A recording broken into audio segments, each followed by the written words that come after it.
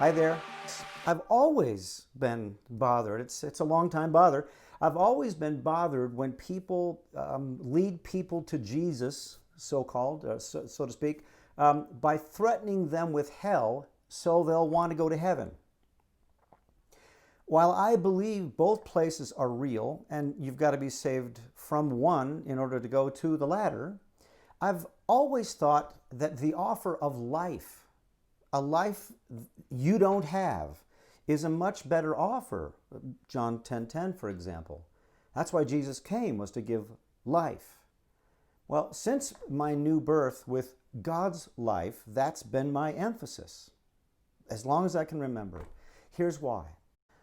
I've met scads of people who made a confession to avoid hell and then have a hope for heaven, but who hadn't yet realized that they had received a new life, the life of God, in the place of their former life, which really was no life at all. While our hearts beat and blood coursed through our veins, our condition before our second birth was dead in Adam and not yet alive in Christ. See 1 Corinthians chapter 15, verse 22. That means I crawled and then walked, slept, ate, drank, went to class, learned to communicate, learned to drive, got a job, all without the life of God, which I received when I was 24. Ta-da! Hooray! It's no wonder that when the Spirit brought me out of death and into life, I knew I was different, like way different. I knew it. But what if I didn't pay attention to way different?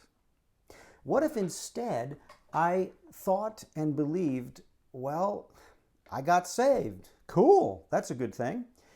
Now I'm a Christian, and I've got a whole lot of Christianish things to learn to do, and a whole lot of non-Christianish things to learn not to do. What if that became my focus? How long before new life became just a new groove? New manners for old? How long before the thrill was gone and the greatest adventure of life, God's life in me for my days, was left behind in favor of reliable, Christianized navigation skills? Here's what you do in relationships. How long before I accepted a fake life, a faux life, the life of the Tin Man, even though I had a new life, the life of God in my heart, where He lived? That would be the crime of the millennia, which only Satan could pull off. In other words, ignore what and who you have, life, and pay attention to what you should do in order to get what you want. That's life instead. Choose that. That's the lie.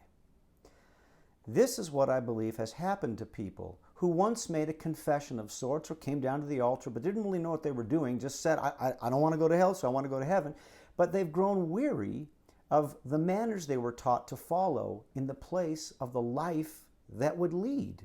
That's life by the Spirit in them.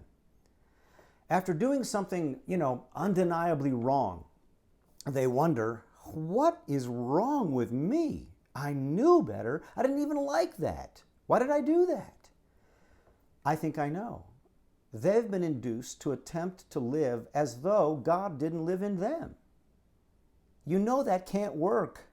It's not supposed to live, not supposed to work. That's a ludicrous attempt, really an insane attempt to live in the way they once did when they didn't have life. They're terribly confused, and of course, they act like it. That's what happens to me. If we tell them then to behave because you know better, they actually might for a time. It won't last.